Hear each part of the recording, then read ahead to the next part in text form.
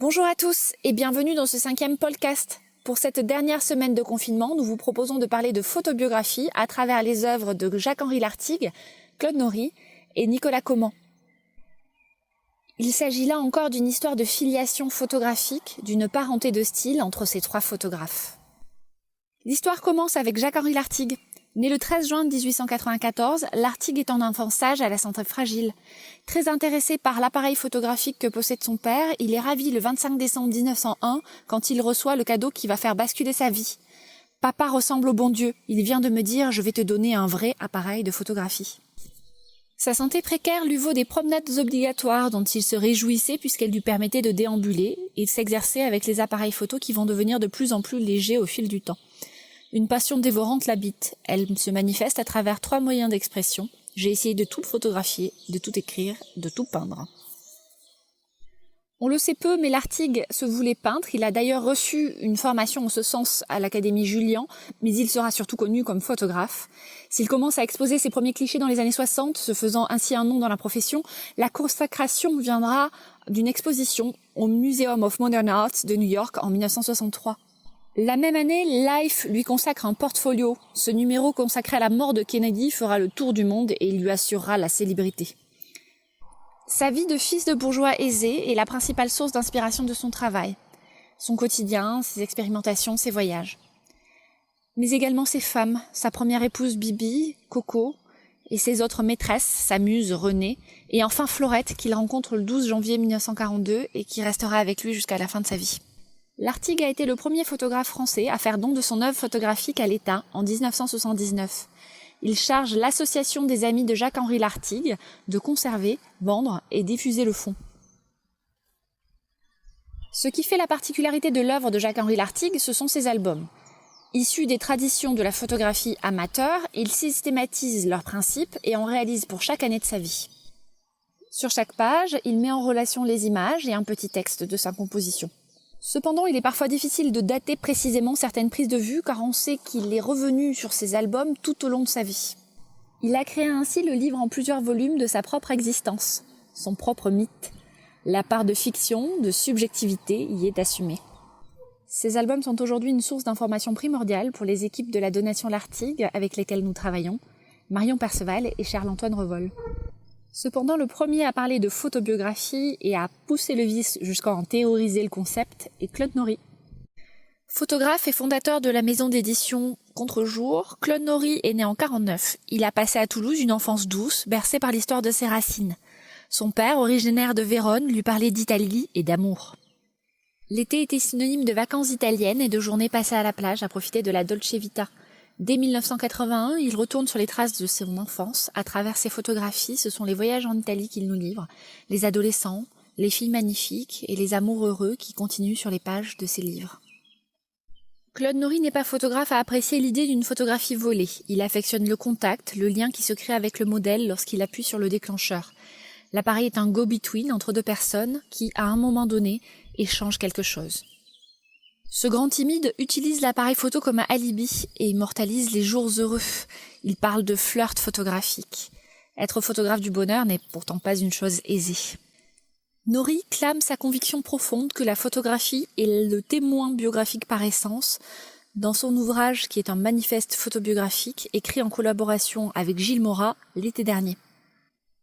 Pour les deux auteurs, la photographie permet de conserver l'empreinte du passé, de faire ressurgir des moments oubliés de vue et de vie. Elle retient des épiphanies. La vie et donc la photographie, ce sera des coups d'épiphanie. Ces accélérations du présent où s'engouffrent et se résolvent nos attentes, notre passé, nos nostalgies et nos désirs.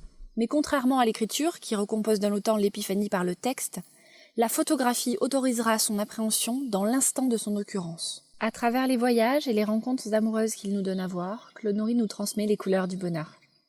Poète, photographe et auteur-compositeur, Nicolas Comment est né en 1973. Il est diplômé de l'École nationale des beaux-arts de Lyon et de l'École nationale supérieure des arts décoratifs. Nicolas connaît bien sûr l'œuvre de Lartigue et celle de Nory.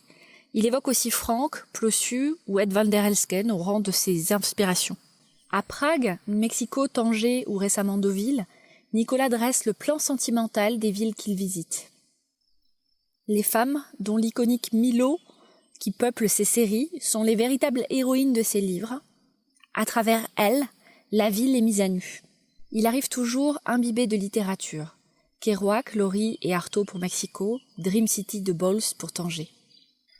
Il oscille sur un fil entre fiction et réalité. Il dit « C'est une connexion entre ma vie et des moments, des éléments du quotidien qui peuvent ensuite revêtir une dimension fictionnelle. Il n'y a pas de mise en scène, ou très peu, mais en même temps, je n'exhibe rien de vraiment intime. Des éléments qui m'entourent, j'essaie de tirer une sorte de fiction grâce à la transformation créée par la prise de vue. C'est d'ailleurs cette magie visuelle qui m'interpelle et me passionne. Comment faire du banal un poème ?» Nicolas Comon s'inscrit donc dans la lignée d'une photographie poétique et autobiographique, une photographie qui n'a pas peur du sentiment. Je vous laisse en musique avec une chanson de Nicolas Comon. J'espère vous retrouver très vite. Je vous souhaite une très belle semaine. Prenez soin de vous.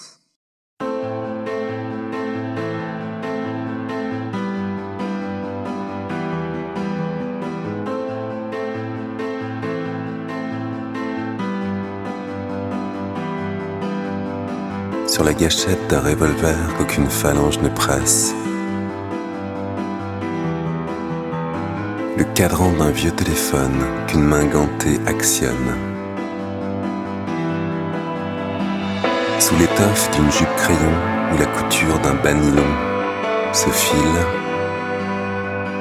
quand le môle remous de ta cape se faufile sous une arche.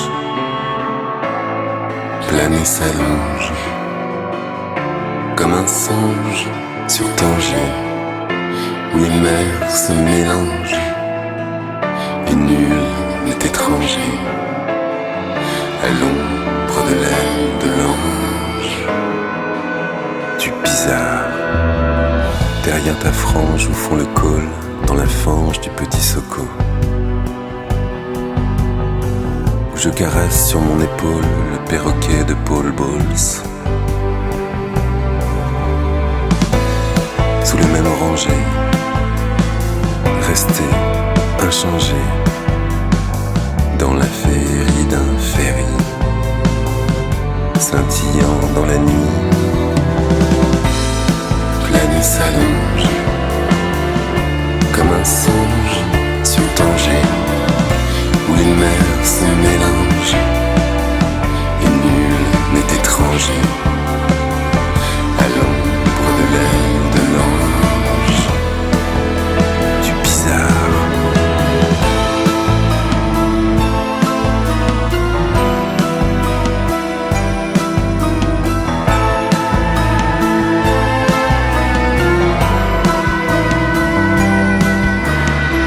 et dans la forme en W des goélands cendrés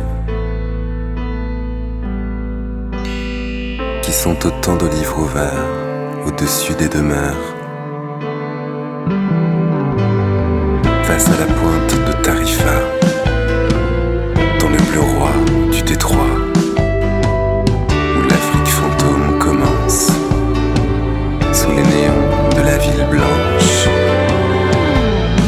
plane et s'allonge comme un songe sur Tanger, où les mers se mélangent sous le même oranger. Restez